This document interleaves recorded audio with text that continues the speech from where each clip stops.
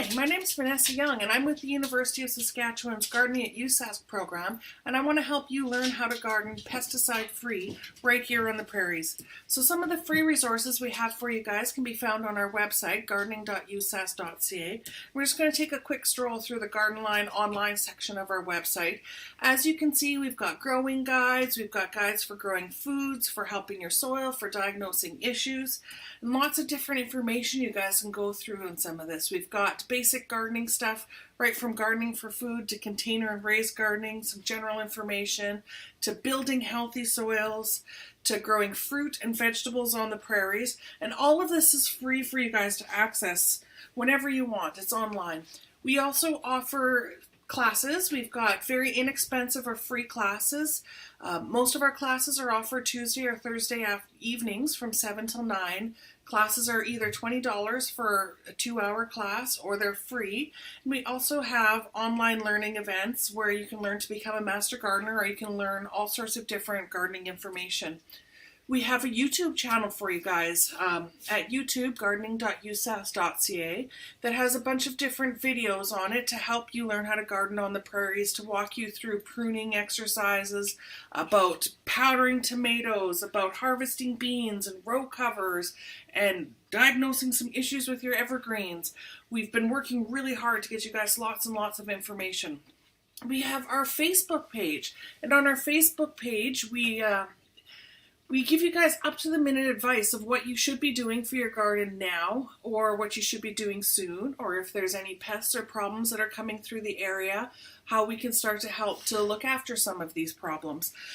During the growing season, we have what's called the Garden Line service, and you can ask personal questions, and we have a specialist hired that will help you answer your personal questions. And you can get a hold of her on Facebook or on our email address, which I'll share with you in a bit. We also have an Instagram page where we have, again, up-to-the-minute advice of what you should be doing in your garden. So when you look at some of the types of advice that we offer, people are like, well, how are you going to teach me how to garden? There are so many ways that you could be successful as a gardener, and it's really important to recognize that there's many, many ways to be successful.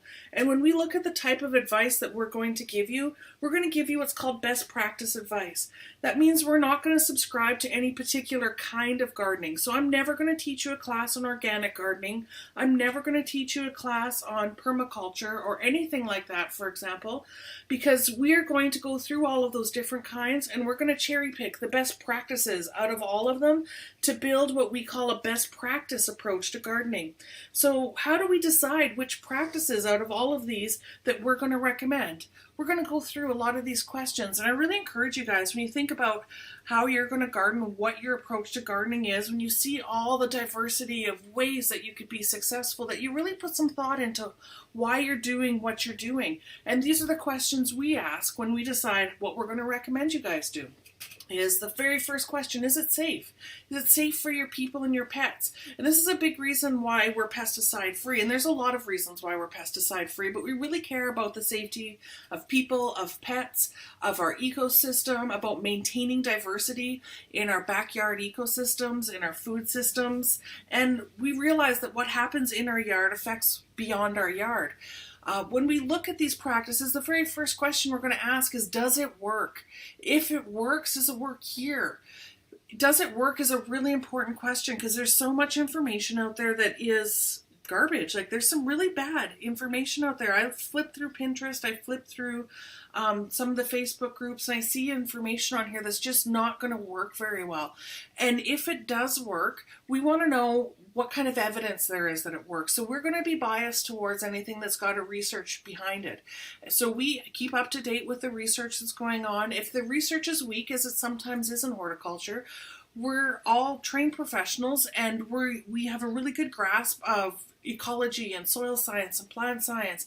And we look at this and we think, well, if the research is weak, is this advice at least consistent with how we know a plant grows and how we know soil works and how water moves through soil and all of these questions? And those become really important questions to ask. The next important thing is, if it works, does it work here? Things that work in Vancouver or the Netherlands or Georgia don't necessarily work really well on the Canadian prairies, because we have a really unique climate here.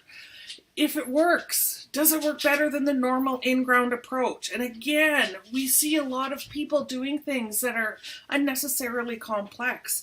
And it's not that it doesn't work, it's that we don't necessarily need to do something more complicated than put our plant in the ground and make sure that it has enough water and enough sun to grow healthy. So if it works, and it works here, and it works better than the normal approach, how much time, energy, and money is invested to go towards this approach? What are the benefits and drawbacks? How does this impact the garden ecosystem?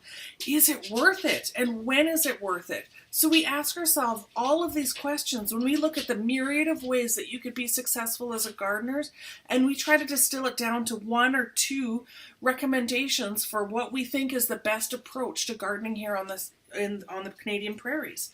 So you'll find that we tend to recommend things like focus on building healthy soil. Healthy soil is going to be your number one benefit for gardening. If you have healthy soil, you're going to have healthy plants because your soil is everything. You want to see a diversity in your soil. I chose this particular image for this, and all the images I'm using are prairie gardens, probably Saskatoon or close to Saskatoon gardens. And this is straight up sand. This is in a sandhill, and this gardener focused on building healthy soil, and now she's got these diversity of woodland plants growing in almost pure sand because the soil is healthy. Whether you have heavy clay or heavy sand or just nice, lovely loam, most of us living in Saskatoon probably have some kind of a silty loam, you can still have very, very healthy soil. And soil is critical. We tend to overlook how important soil is, but when you look at a diagram like this where a gentleman has spent his time going through, he was a scientist, and just like we excavate for dinosaur bones, he went through and he excavated for roots, and as he was excavating he drew graphs for where he found roots, and these are just the visible roots. So plants have a lot more roots than this, but this is one of the examples that I think is really helpful for us to think about when we think about how we're going to manage our gardens. So every square is 1 foot, and I put an image of a normal size adult on here just for scale so you can think about this plant. Now when you look at this plant, that means that most of us, if we stood up and we spread our arms straight out and we reached up to the sky, we'd be able to take about as much volume as this root does. And that's all underground. Above ground, this particular plant is going to be less than a foot tall, a little bit of a floof on top. And we've got a 6-inch taproot here. And I often ask people, what plant is this? What plant do you think this is? That's got roots that go 7 feet down and 6 feet across. You know what plant this is? This is a small 6-inch carrot. And this is why when we talk about managing our plants, we don't necessarily always manage for the top little floof. We're managing for the soil because the soil is really critical to have really, really healthy plants. And this is the difference between healthy soil and unhealthy soil. When we look at the soil, this is in the same garden, and the difference in these two, this garden hasn't been watered. The only difference, this is at the same time of year, taken several steps apart, is because the soil on the left has been mulched. And mulch is a big deal, and we spend a lot of time advocating for ample use of mulch. And here are some examples of what mulch can do for you. So here's woody mulch, and you don't even really see the mulch, but woody mulch is really, really important. We can talk about shredded leaves and grass mixed together as a use for mulch. And mulch is just going to protect your soil and prevent weeds and make your soil healthier, make your plants healthier. You can look at using straw, you can look at using row covers. There's lots of different ways. Another thing we really advocate for is putting the right plant in the right place. This is a terrible place to grow. This is going to be pure sand because it's going to be builder sand, so it's got 0 nutrients in it. It's super duper crazy hot because it's behind a black wall and beside a sidewalk. So it's got lots of foot traffic, it's got lots of strollers, lots of dogs, and these plants look beautiful. Why? Because it's the right plant in the right place. And it's super hot there and very little water. Another example of the right plant in the right place. Like, look at the diversity of this. And this is all brought to you by, look at this woody mulch under here. Look at the way the soil helps to keep this area nourished because it's able to keep the water and release the fertility, because most of us have actually really, really fertile soil. We just haven't unlocked that power within our soil.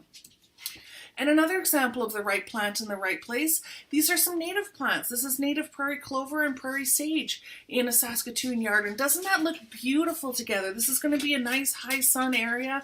Again, we're seeing the use of mulch through here.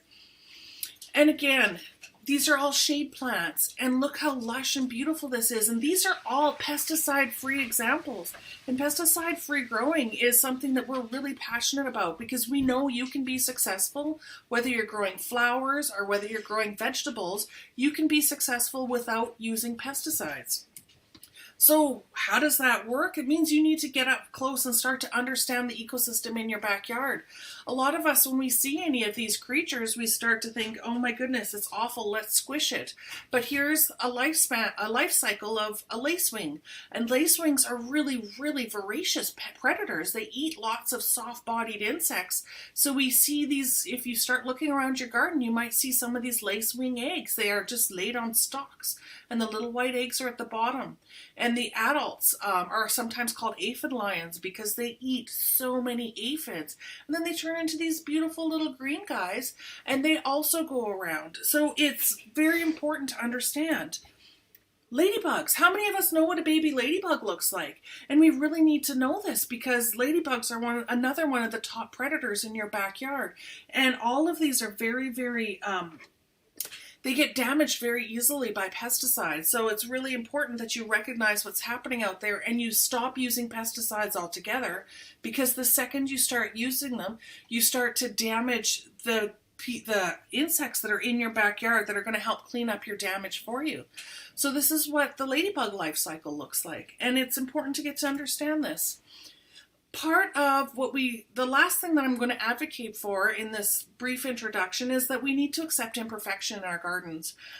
This particular example is leaf rollers, and a lot of people see our leaves getting rolled up and they start to spray things, and realistically, if you spray pesticide at this, nothing's going to happen. By the time your leaves are rolled up, this insect is probably already gone by the time you notice it. Spraying it would never have hit it to begin with, and it's not going to be serving anything other than injuring the insects that are beneficial in your backyard. So you need to learn to accept imperfection when imperfection doesn't matter. Bees and butterflies are going to disturb your plants.